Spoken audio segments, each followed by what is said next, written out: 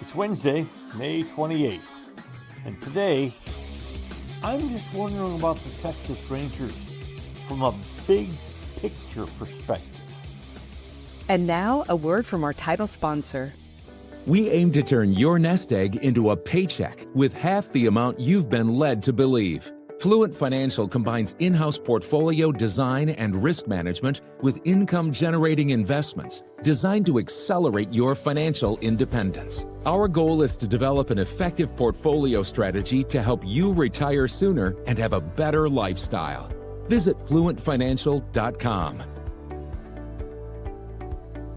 Before we start, a reminder about Thursday night at the Longhorn Ballroom. This is Eric Nadell's 13th annual birthday celebration. This is a fantastic fundraiser for charity for the Grant Halliburton Foundation, and Eric has grown this event for years. It used to be at the iconic Kessler Theater, but it simply outgrew the Kessler. Now, if you're not going to go to the ballroom, okay, but you can participate because they've got a lot of really fine silent auction items. Check the Rangers website for directions to the site for the 13th annual birthday party, and might find some things there you want to bid on. Now, to the Texas Rangers and Chris Young. He's the general manager. This club is through 1/3 of the season. And a general manager, especially one with the team struggling for offense like the Rangers are, he is, of course, consumed with the present. He's looking to help. Now, believe me, we'll get to this in a minute, but there's not a lot of help on the way. The cavalry isn't getting ready to ride in from the minor leagues for the Rangers. But he's also got to be consumed a little bit with thoughts of the future. And that's where we're going today. Do you realize the Rangers are suddenly the oldest team in the league? Yeah. That's primarily with pitching. Uvalde, DeGrom, Chris Martin, Tyler Mahle, Patrick Corbin, but they're the oldest team in the league. If you combine that with the fact that there's not right now much talent available sitting at AAA or AA, that's got to keep Chris Young wandering a bit. A general manager also has to be a realist. And Chris Young's realism about this team, are there some veterans on the downside that you simply may not want to have next year? Now, they've got 2/3 of a season to change their performance, but it's certainly not out of the question for a general manager to be watching that every day. And Chris Young also looks at next year, and he has to do another, just like he did this year, another total reconstruction of his bullpen. Because this one, taxed by that spotty offense this first third of a season, has shown some cracks lately. This team is struggling. I could give you a ton of numbers, a lot of them individual, about why this team is struggling. You know the names of the people struggling. Simeon, Garcia, Jock Peterson, the backup catcher Kyle Higashioka. There are others on this team, but those are just names to tick off a bit. How bad is this offense? After the first third of the season, 55 games entering Tuesday night's play, in those 55 games, the Rangers have scored 3 runs or less 33 times. I think the word ghastly is appropriate here. You want to get worse? In those 55 games, the Rangers have scored either 1 or 0 17 times. Good Lord! The only thing that keeps them hanging in the race, their pitching staff. And the fact that the rest of the American League West isn't all that good. They're only 4.5 games behind Seattle. Were the Rangers in any other division in baseball, any of the other 5, they would trail by 7.5 to 9 games in every one of those other 5 divisions, but only trail 4.5 in this one. And Young, bless his soul, I don't know what options he has left. Jack Leiter's back in the rotation and pitching okay.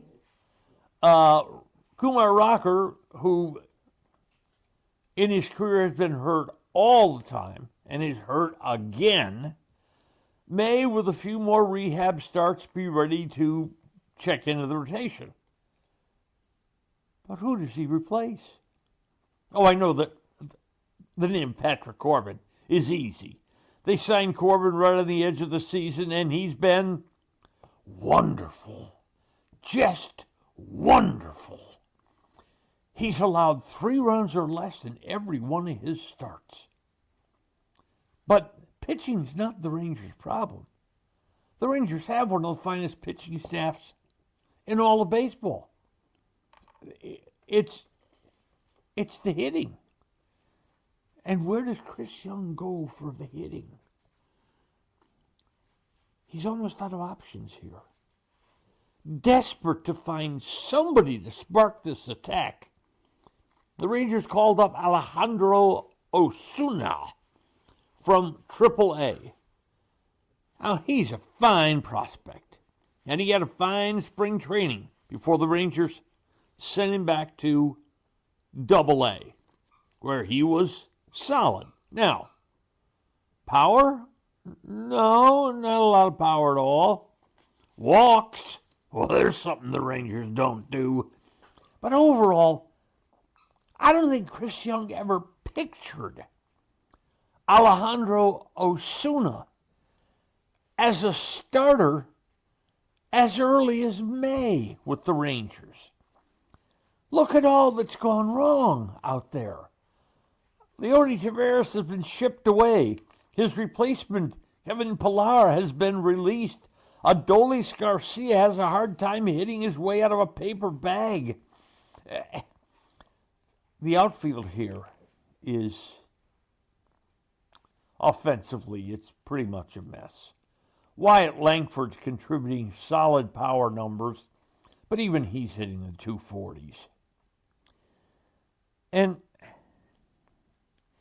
Evan Carter is coming back soon. I don't wish to ride Evan Carter. He's a young man whose minor league history suggested, before the Rangers brought him up, that he could be a good player. Now, he never hit lefties in the minor leagues, and he's not hit lefties in the major leagues. And he's injured again all the time. His back, now the latest injury that's kept him out weeks isn't his back, but he's coming back soon. But what's he coming back for? The 24 and 25 seasons combined suggest maybe Evan Carter belongs back at AAA. By the way, the kid Osuna, 22 years old, he got only 33 plate appearances at AAA before the Rangers brought him up. Yes, that does smack a bit of desperation. Now, as Young looks forward, he sees Marcus Semien. Last year was poor. This year it's awful. and he signed through the 28th season at $26.5 million a year. Adolis Garcia is signed, and his contract next year will be about $10 million. But Garcia's got to show something between now and the end of next year, or even though he was such a hero in the playoffs, the Rangers may have to do something there. Jock Peterson signed a 2-year contract. Outrageous money. $18.5 million. And he's been terrible, and now he's hurt. Kyle Higashioka signed a 2-year contract for a lot of money as a backup catcher. I mean, a lot of money as a backup catcher. And he's not been good. But I could go on listing guys who haven't been good forever. But keep that fact in mind. This is already the oldest team in the league. Then looking at next year's salary structure, you take 6 players. Corey Seager, Nathan Uvalde, Jason DeGrom, Marcus Semien, Jock Peterson, Kyle Higashioka. Those 6 players are owed $144 million next year. Yikes. And as we've said, some of them are just not producing. Chris Young's also facing the offseason, where Tyler Mahle, who's been brilliant for this team, just brilliant, is a free agent. And he'll cost some money to keep. Jake Berger, who was a bit of a disappointment, but now is at least adding some power, he's also free after the season. So, look at this. Look at now. Look at next year. Look at the future. You want to be a GM? You'd love to have that job. You'd love to have it. You can imagine the thrill of being the general manager of the champion team in baseball in 2023. And then look at what's happened since.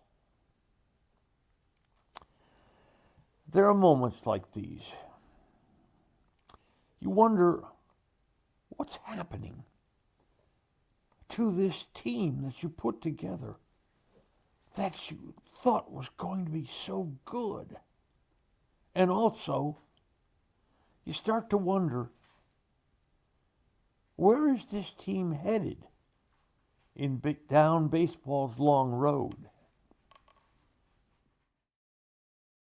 Okay, I'm not a cook, but my beautiful Mary is, and I must tell you that we've fallen in love with OPA seasonings. That's OPA, O-P-A. Make healthy meals that taste wonderful. OPA's all natural. We use it on meat, fish, chicken, salad, veggies.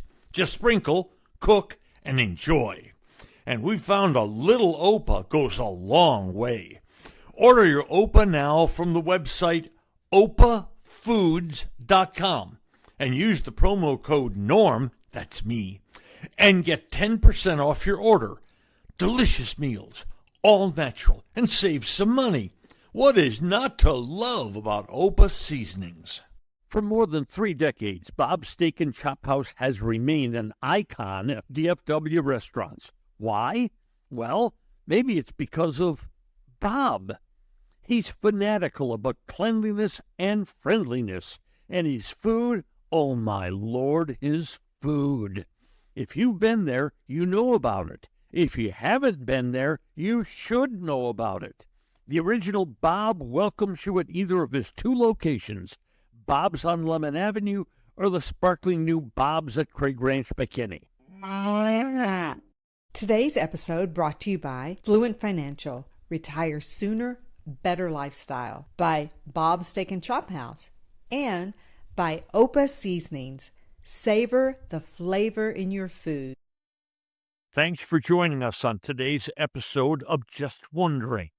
Hope you enjoyed it, and If you did, hit follow, and then a fresh new episode will be delivered right to you. And should you know other people who might enjoy it, please share it with friends. The executive producer and sometimes on-air talent, if just wondering, is my wife, Mary Gans. The producer is Mike Matern. The technical director is IndyCar Tim Hand from FanStream Sports. We really appreciate your being with us. It's just fun to do, and I hope it's fun for you too. And realize that every day, I'll be just wondering about soccer. And I'm Mary Hitzges.